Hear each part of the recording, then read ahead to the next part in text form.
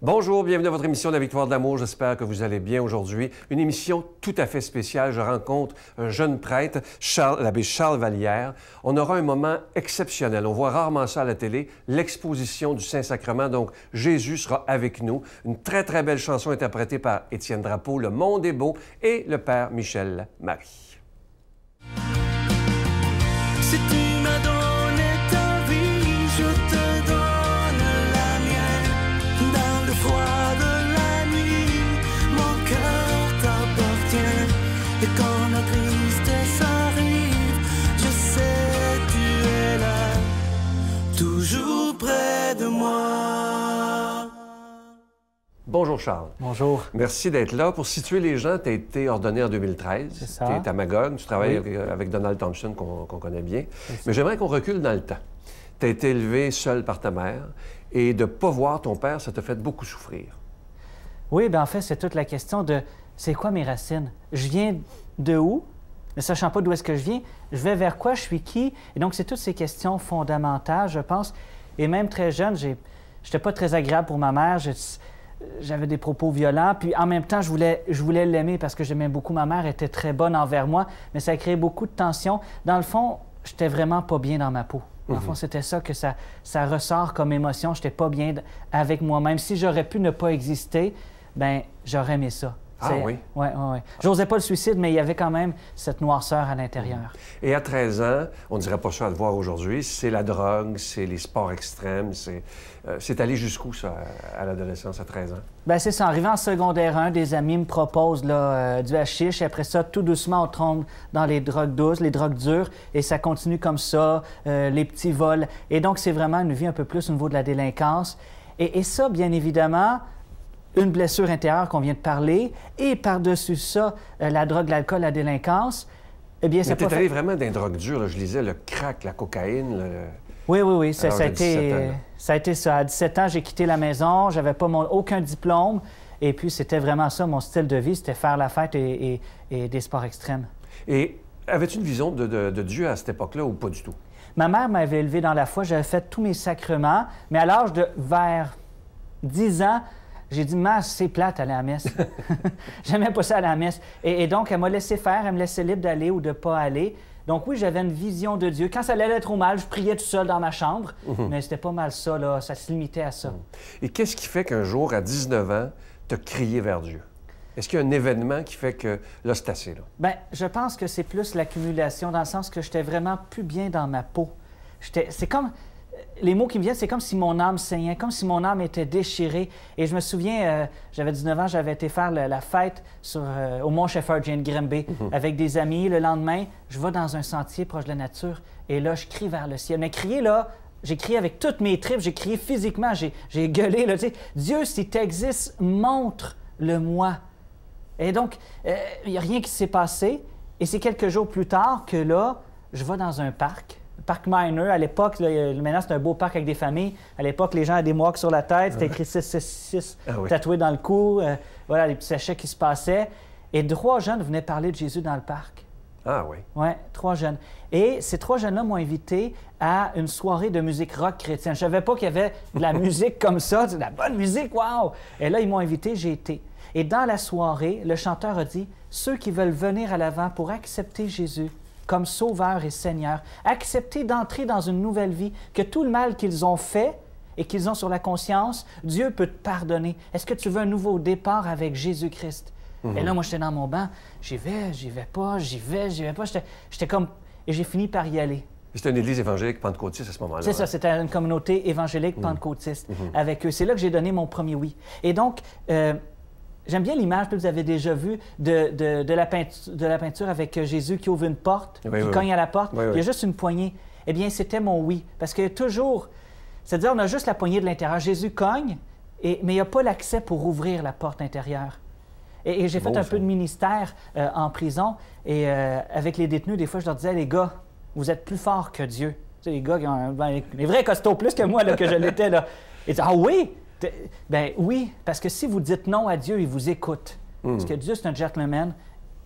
Jésus ne va jamais forcer la porte. Et là, ce jour-là, j'ai donné mon oui. Tu peux entrer dans ma vie. Et là, avec ce groupe-là, tous les vendredis, on faisait des soirées de louange, de la bonne musique, mais pour louer Dieu. Et c'est dans la louange que j'ai été complètement libéré des addictions. Ah oui? Ouais. Et j'ai pu me faire un nouveau réseau d'amis aussi. C'est les deux choses qui m'en ont sorti. La louange, donc cette rencontre du cœur avec Jésus dans la musique, dans la louange, l'adoration, et justement là, des nouveaux réseaux d'amis. C'est bien. Et un jour, ta mère t'a présenté à un prêtre qui était assez cool. C'est ça. Un prêtre catholique. C'est ça. Puis là, elle me présente à lui et j'allais beaucoup parler avec lui. Et il m'écoutait, ça me faisait beaucoup de bien.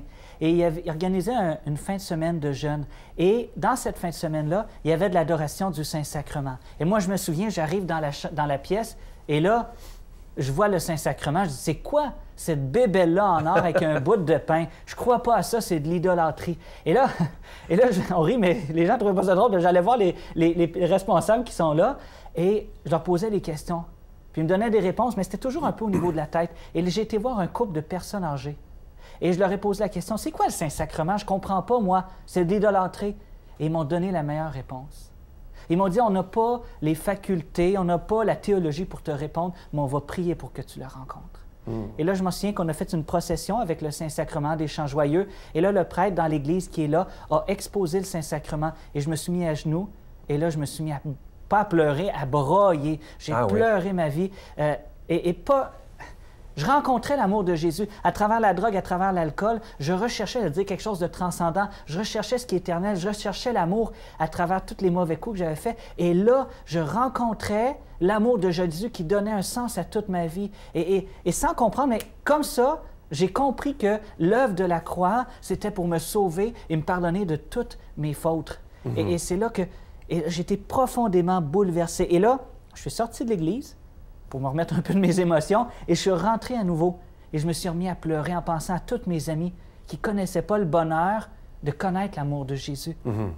Et à ce moment-là est né en dedans de moi un appel. Je ne savais pas encore avec quoi je t'ai appelé, mais il y avait le désir de consacrer toute ma vie. Je ne mettais pas encore des mots, mais c'était là, brûlant.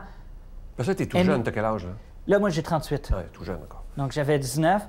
Donc, à partir de ce moment-là, ma passion, aimer Jésus et le faire aimer. Ça a changé ma vie. Et là, tu as été dans une communauté, tu as été ordonné en 2013. Oui. C'était quoi le déclic de dire « je veux devenir prêtre, je veux donner ma vie, mais jusque-là » ?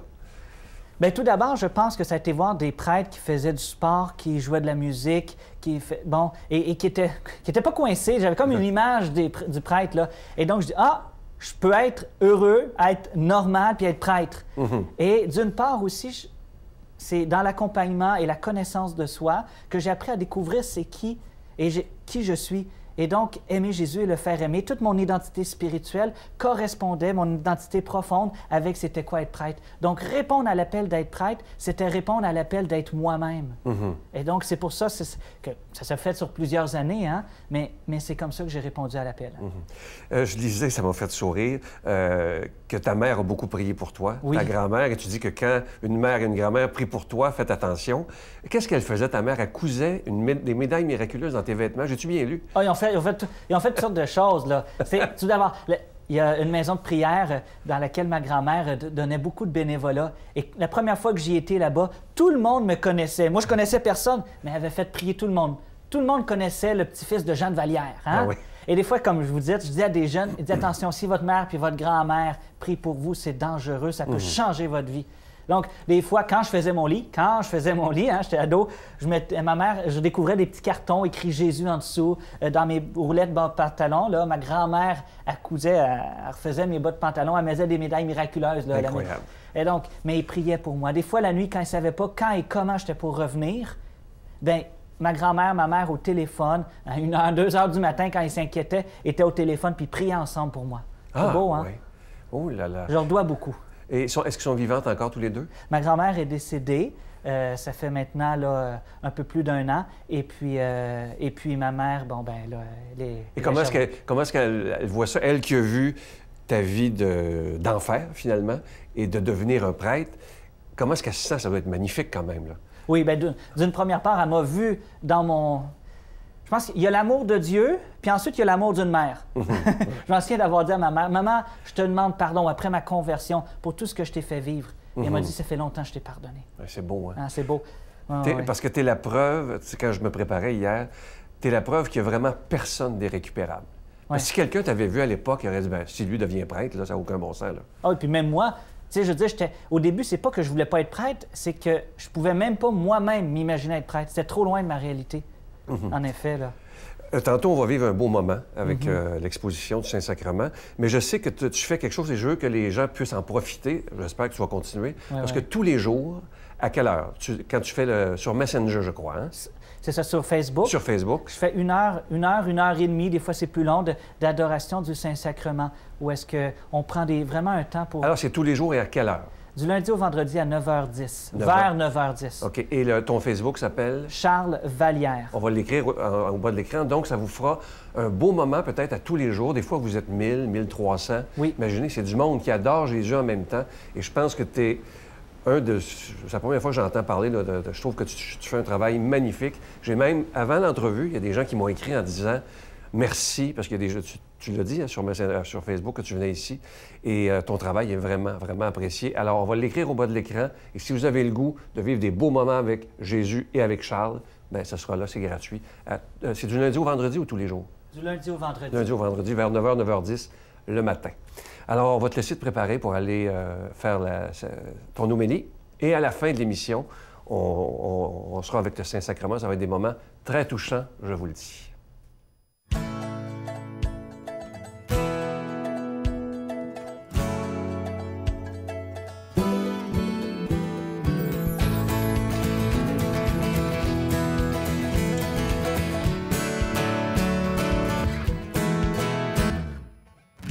Un sourire abandonné, c'est une caresse dans le regard, aux yeux surpris d'un étranger qui nous semblait un peu peinard. C'est une parole attentionnée, c'est l'être qui l'emporte sur la voie, c'est l'ami qui nous a manqué, qu'il nous tarde de revoir. Le monde est beau quand on y met un peu du sien. Le monde est beau quand la vie chante ses refrains, quand sur les accords d'un piano, le noir et le blanc ne font qu'un.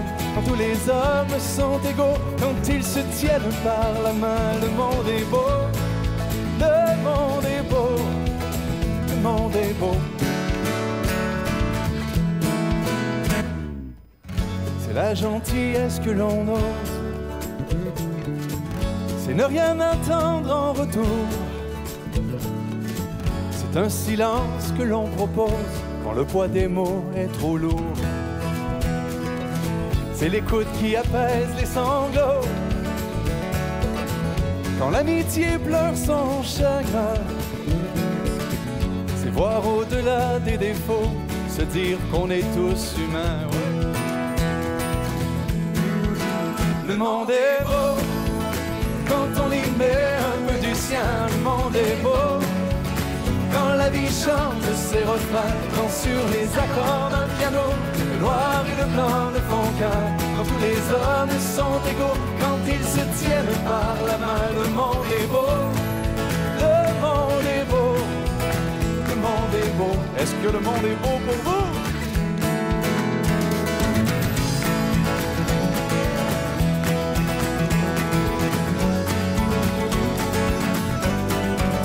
Le monde est beau quand on y met un peu du sien. Le monde est beau quand la vie chante ses refrains, quand sur les accords d'un piano, le noir et le blanc ne font qu'un. Quand tous les hommes sont égaux, quand ils se tiennent par la main. Le monde est beau, le monde est beau, le monde est beau. Quand tu regardes comme il faut. Notre Père qui es aux cieux, que ton nom soit sanctifié, que ton règne vienne, que ta volonté soit faite sur la terre comme au ciel. Donne-nous aujourd'hui notre pain de ce jour. Pardonne-nous nos offenses comme nous pardonnons à ceux qui nous ont offensés. Ne nous laisse pas entrer en tentation, mais délivre-nous du mal, car c'est à toi qu'appartient le règne, la puissance et la gloire pour les siècles des siècles. Amen. Je suis tellement content de vous parler de ce magnifique cadeau du mois. Vous savez que le mois de mai, on dit que c'est le mois le plus beau, le mois de Marie. Et ce mois-ci, c'est un chapelet en cristal, le chapelet de Marie protectrice. Il est déjà béni. Il est en cristal ambré, d'une très, très grande qualité. Et il est beau, comme ça, vous le voyez à l'écran, il est vraiment très, très beau. Je pense que c'est un des plus beaux qu'on a eu. Et il est déjà béni, comme je vous disais. Vous le recevrez avec un don de 25 $ et si vous en voulez deux, avec un don de 40 $. Je vous donne l'adresse, la Victoire de l'Amour, case postale 120, succursale Boucherville à Boucherville, le J4B 5E6, je vous la redonne, la Victoire de l'Amour, case postale 120, succursale Boucherville à Boucherville, le J4B 5E6. Également par téléphone, par carte de crédit du lundi au vendredi de 8h30 à 16h30 dans le 514-523-4433, 523-4433 ou sans frais le 1-888-811-9291, 1-888-811-9291 et aussi sur notre site Internet le www.lavictoiredelamour.org. Je vous rappelle, pour ceux qui désirent faire leur don par Internet, évidemment que c'est très rapide et très sécuritaire. Vous n'avez pas à vous inquiéter. Je vous rappelle ce magnifique cadeau du mois. Le chapelet, c'est un chapelet en cristal de Marie protectrice et ce chapelet, il est déjà béni. Je prends le temps de vous dire merci de tout mon cœur de porter la victoire de l'amour dans votre prière et aussi merci de tout cœur pour ceux qui le peuvent de soutenir financièrement la victoire de l'amour. Vous savez qu'on est là 7 jours par semaine et je vous ai promis qu'on ferait tout pour être là 7 jours par semaine parce qu'on a besoin plus que jamais d'annoncer l'espérance et que bientôt, ça ira beaucoup mieux.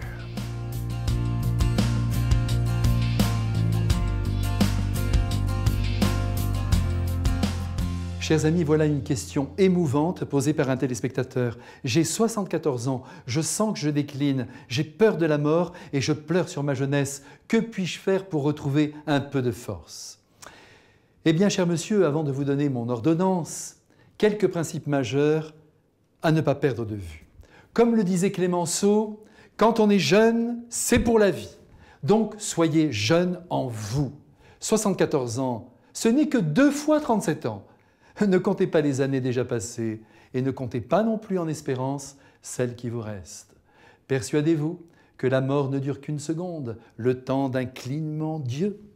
Qu'elle surgisse après une longue maladie, qu'elle vous cueille dans votre lit ou vous saisisse debout, l'instant même de la mort vous échappera. Vous ne vous en rendrez même pas compte. Alors voyez, il est inutile de se faire du mouron. Dieu sera derrière la porte de cette seconde d'endormissement et vous sauterez dans ses bras. Votre corps poursuivra alors sa route en descendant dans la terre, mais vous n'en percevrez rien. Comme une photo de vous abandonnée sous l'eau, ainsi sera votre corps avant qu'un jour il ne ressurgisse en corps spirituel pour le monde nouveau promis. Mais c'est pour bien plus tard. Pensez à vos parents, aussi à vos amis qui vous attendent un jour pour vous courir de joie. Pensez, je ne sais pas moi, aux écrivains, aux hommes politiques, aux artistes que vous avez aimés. Vous allez enfin faire connaissance avec eux. Mais quel bonheur que cette fête éternelle! Mais voyez, en attendant ce jour, cherchez à recueillir le moindre brin d'amour autour de vous, dispensé par vos proches, par vos amis, et donnez aussi le maximum d'amour aux vôtres, à votre femme, à vos enfants, à vos petits-enfants, et de la tendresse, s'il vous plaît, en forme de baiser et même d'étreinte à celle que vous aimez. Recevez volontiers tous les vôtres à la maison. Ça aussi, c'est un bon conseil. Abandonnez votre caractère taciturne, arrêtez de râler, vous vous gâchez la vie. Et si votre santé le permet, mangez de bonnes choses. Buvez un peu d'alcool, un peu.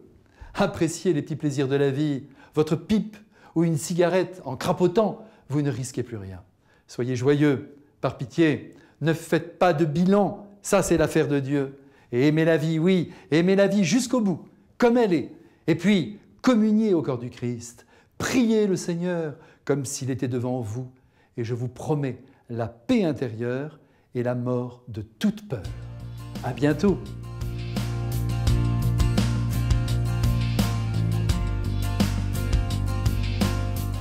Évangile de Jésus-Christ selon saint Jean. À l'heure où Jésus passait de ce monde à son Père, il disait à ses disciples, « Si vous m'aimez, vous resterez fidèles à mes commandements. Moi, je prierai le Père, et il vous donnera un autre défenseur qui sera pour toujours avec vous. C'est l'Esprit de vérité. Le monde est incapable de le recevoir parce qu'il ne le voit pas et qu'il ne le connaît pas. Mais vous, vous le connaissez parce qu'il demeure auprès de vous et qu'il est en vous. Je ne vous laisserai pas orphelin, je reviendrai vers vous. D'ici peu de temps, le monde ne me verra plus, mais vous, vous me verrez vivant et vous vivrez aussi. En ces jours-là, vous connaîtrez que je suis en mon Père, que vous êtes en moi et moi en vous. Celui qui a reçu mes commandements et y reste fidèle, celui-là, c'est celui-là qui m'aime. Et celui qui m'aime sera aimé de mon Père. Moi aussi, je l'aimerai et je me manifesterai à lui. Acclamons la parole de Dieu. Louange à toi, Seigneur Jésus. Donc, en ce temps de confinement, Jésus a une parole d'espérance et de consolation. Il nous dit « Je ne vous laisserai pas orphelins ». Nous ne sommes pas seuls. Même en confinement, Dieu, lui, ne l'est pas. Et il nous dit « Nous ne sommes pas orphelins. Je suis avec toi ». Mais d'une part, Jésus nous dit « Je ne vous laisserai pas orphelins ». Et là, on est dans quel contexte? Le dernier repas, 2 chapitres plus loin, toujours dans le même repas, Jésus va dire « Il vous est avantageux que je m'en aille ». Là, Jésus nous dit « Je ne vous laisserai pas orphelins » et en même temps, c'est un avantage que je m'en aille. Bien, qu'est-ce qu'il veut dire? Continuons le verset. « Il vous est avantageux que je m'en aille, car si je ne m'en vais pas, le Consolateur ne viendra pas vers vous, mais si je m'en vais, je vous l'enverrai. » Si Jésus trouve que c'est meilleur pour nous de partir, c'est parce qu'il veut nous envoyer l'Esprit Saint. Mais qui est ce Saint-Esprit? Il est justement cet esprit d'adoption qui fait de nous des fils et des filles de Dieu, comme le dira d'ailleurs saint Paul. Vous avez reçu un esprit qui fait de vous des fils, et c'est en lui que nous crions « Abba », c'est-à-dire « Père ». Et saint Paul, de poursuivre, c'est donc l'esprit qui atteste lui-même à notre esprit que nous sommes enfants de Dieu. C'est l'Esprit Saint qui vient nous convaincre qu'on est des fils et filles bien-aimés de Dieu, qu'on est adoptés, qu'on est en communion avec le Père. Il dira, saint Paul, que l'amour de Dieu a été répandu en nos cœurs par l'Esprit Saint. Donc l'amour de Dieu qui nous console, qui nous défend, c'est le Saint-Esprit, c'est une personne. Et donc Jésus dit, c'est un avantage que je m'en aille pour que l'Esprit Saint vienne. Mais vous imaginez les apôtres? Ils ont vécu avec Jésus, ils l'ont vu guérir les malades, libérer les captifs, et par sa parole, il rassemblait une foule, il a arrêté le vent, multiplié les pains, et là, il dit, c'est un avantage que je m'en aille pour vous envoyer l'Esprit Saint. Alors, quel avantage! Wow! Comment il doit être tellement grand, ce merveilleux Saint-Esprit. Nous devons le connaître. Et malheureusement, comme dit Benoît XVI, l'Esprit Saint a été de quelque manière l'oublié de la Sainte Trinité. Qui est-il? Un courant d'air, un pigeon, une colombe, pardon? Le Père Cantalamessa, prédicateur pour la Maison pontificale, dit « Sans l'Esprit Saint, il n'y a pas de vie chrétienne. On ne peut pas dire être chrétien et pas avoir l'Esprit Saint. » Et Saint Séraphin de Sarov dira lui aussi que le but de la vie chrétienne, c'est l'acquisition du Saint-Esprit. Donc, qui est-il? Je vais y aller brièvement dans la Bible, comme une litanie. Il est créateur, il est pardon et réconciliation, Jean 20, le Consolateur, Jean 16, l'Esprit de vérité, Jean 14, l'amour de Dieu répandu en nos cœurs, Romains 5, l'Esprit du ressuscité, Romains 8, la liberté, et j'en saute, l'Esprit Saint, il est beaucoup, mais au-delà de connaître qui il est techniquement, il désire nous connaître ton cœur, être en relation. Et c'est là de connaître, de passer de la connaissance de la personne de l'Esprit Saint à le connaître en personne. Et c'est ce qu'il veut, l'Esprit Saint. En fait, qu'est-ce qu'il fait l'Esprit Saint? Il permet à ta vie chrétienne, à ma vie chrétienne, d'être en 3 dimensions, de prendre de la couleur et de la beauté. C'est comme quand j'étais petit, j'avais une petite télévision grosse comme ça en noir et blanc, là, et le son était mauvais. Et de passer à une grosse télévision HD, et là, tout le son est là. Voilà, ça met la vie chrétienne en couleur. C'est ce qui fait toute la différence. Et j'aimerais conclure avec une parole de la bienheureuse Elena Guerra. La Pentecôte n'est pas finie. En fait, c'est toujours la Pentecôte, en tout temps et en tout lieu, parce que l'Esprit Saint désire ardemment se donner à tous les hommes, et ceux qui le veulent peuvent toujours le recevoir. Nous n'avons donc rien à envier aux apôtres et aux premiers croyants, nous n'avons qu'à nous disposer bien, comme eux, à le recevoir, et il viendra en nous comme il l'a fait pour eux. Oui, Saint-Esprit, Nous te demandons de venir renouveler notre vie de baptême, de toute notre vie spirituelle. Fais de nous des chrétiens qui ont vraiment une relation avec le Christ. Oui, Saint-Esprit, renouvelle-nous et nous voulons nous disposer pour te rencontrer comme une personne et faire l'expérience de qui tu es. Amen. Je vous salue Marie, pleine de grâce. Le Seigneur est avec vous. Vous êtes bénie entre toutes les femmes, et Jésus, le fruit de vos entrailles, est béni. Sainte Marie, Mère de Dieu, priez pour nous pauvres pécheurs, maintenant et à l'heure de notre mort. Amen.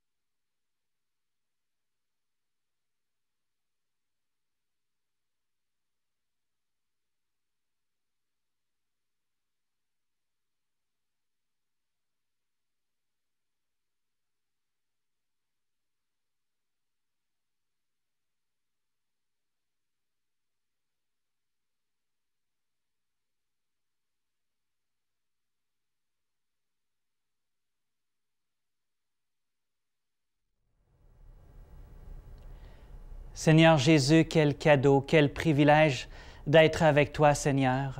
Être avec toi désaltère nos âmes. Nous avons soif de toi.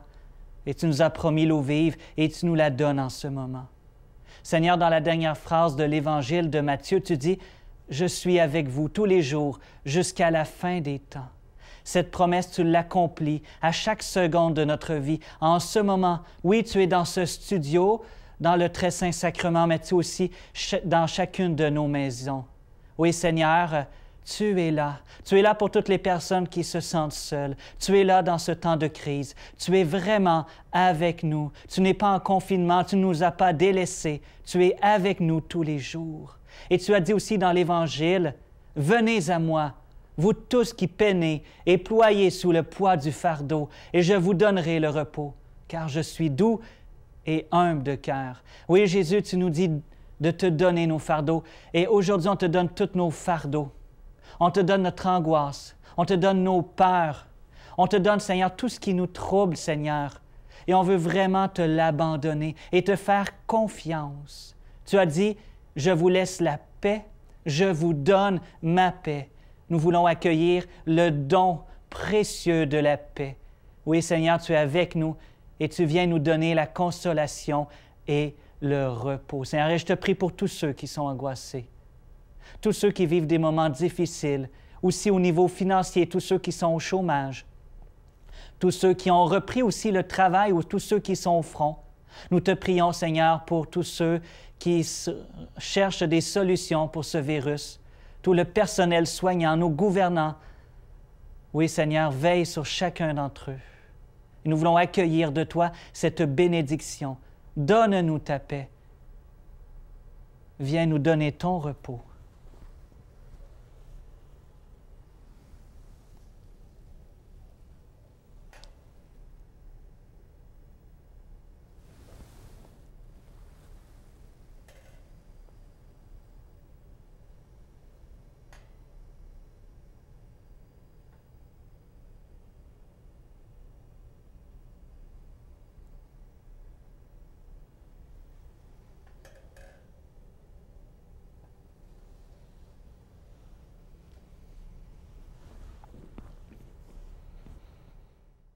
Mon Dieu, donnez-moi la sérénité d'accepter les choses que je ne peux changer, le courage de changer les choses que je peux et la sagesse d'en connaître la différence. Amen. Si vous saviez comment j'ai été touché par cette présence réelle de Jésus parmi nous, j'espère que ça a été le cas pour vous. Je vais vous souhaiter une magnifique journée et j'ai déjà hâte de vous retrouver demain matin. Bye.